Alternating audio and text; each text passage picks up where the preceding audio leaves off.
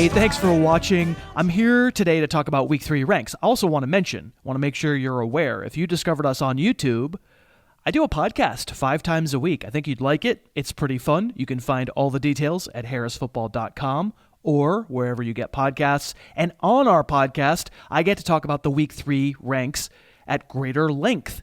Here on YouTube, we will display my initial Week 3 ranks throughout today's show and talk about a couple of guys. We talk about a lot more of them in podcast form. But yeah, today, here on this show, thought it would be fun to check out the film of 2 rookie receivers taking the league by storm, Marquise Brown of the Ravens, D.K. Metcalf of the Seahawks. I'm going to be honest, I'm not sure what we can take away from the Ravens' dismantling of the Dolphins Week 1, and a play like this, an 83-yard touchdown. Like, what's the plan there? Defensively, Minka Fitzpatrick, just traded to the Steelers for a first-round pick. Was the plan just to run into Brown and assume he'd stop, have a conversation? We can see Brown is fast, but this probably won't recur. I don't think it'll shock many folks to say Hollywood Brown is fast and can take the top off a defense, but it ain't just speed. This is a little out route from the right slot, and oh baby, make a guy miss with quickness. He's tiny, but he's hard to tackle. Back to the Dolphins game, with Miami playing cover 3, that's Brown there on the offensive right side. 1 quarter into his NFL career, this is zone, so the defensive backs are supposed to play back, but they're supposed to play back so that they can run up and make a tackle if the route is broken off short. And you can see with the kind of quickness and acceleration Hollywood Brown has, you're not always going to get him. We'll be back in a second. We'll talk more big plays with Hollywood. We're sponsored by BetDSI, the online sportsbook where I have an account. I thought I'd check out the college lines for this weekend. You got Michigan 3.5-point dogs at Wisconsin. The nightcap will be number 7, Notre Dame, going against number 3, Georgia. Notre Dame, a 14-point underdog. Not a lot of respect for the Fighting Irish.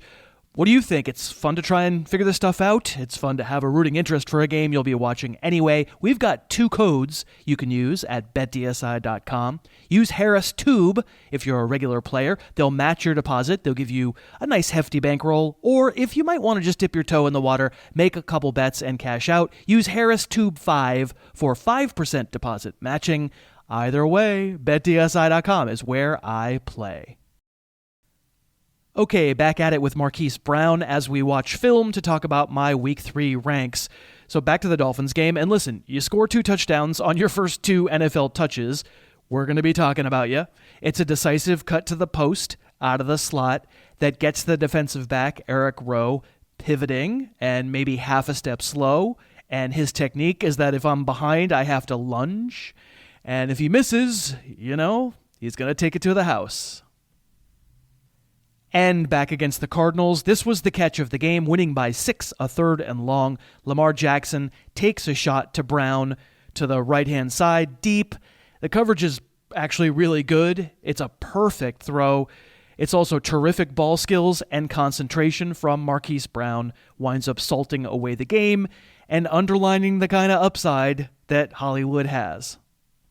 But obviously there are limitations, and there's a risk that we're buying in too quickly on a rookie, especially considering Lamar Jackson's the quarterback, and he's still not always as accurate as he was on that deep shot we just showed you a second ago. There's no doubt Brown will go exactly as far as Lamar Jackson can take him.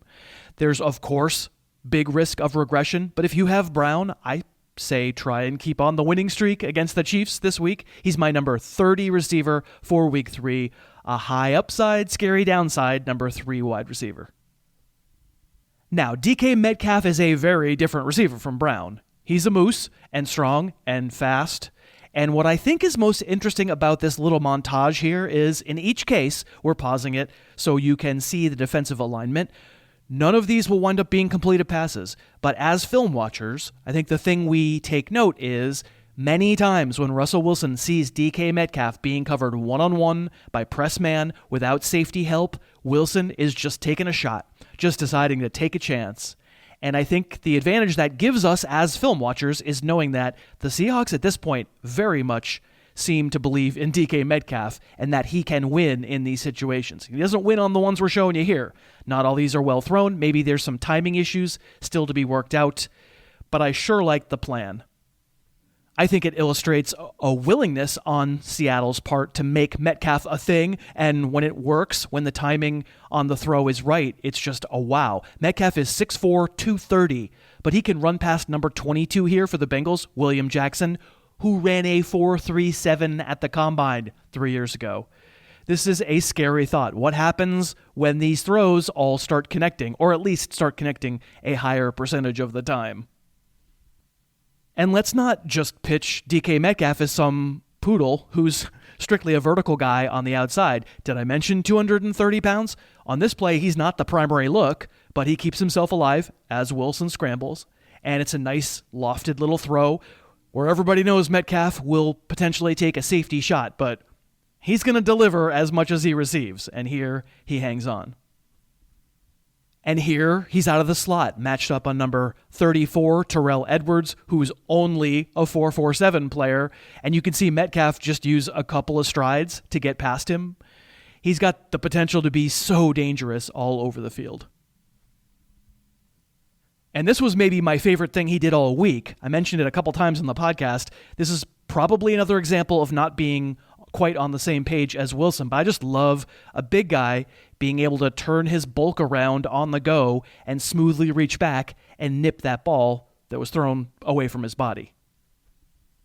All of a sudden, we're way past the point where everybody was so sure they knew the Seahawks offense was going to be way too run heavy, even to sustain Wilson as a fantasy quarterback, let alone a second wide receiver. Now, Tyler Lockett is the most trustable commodity right now in that receiving core, but I have Metcalf number 34 in my standard receiver ranks. Less quickness than Hollywood probably means fewer home runs, but also a really fun upside wide receiver 3 for this week against the Saints. Remember, you can check out my full Week 3 ranks as they update over the course of the week at harrisfootball.com, and leave us a comment. Let us know where you think we're crazy too high and crazy too low. And thanks for watching.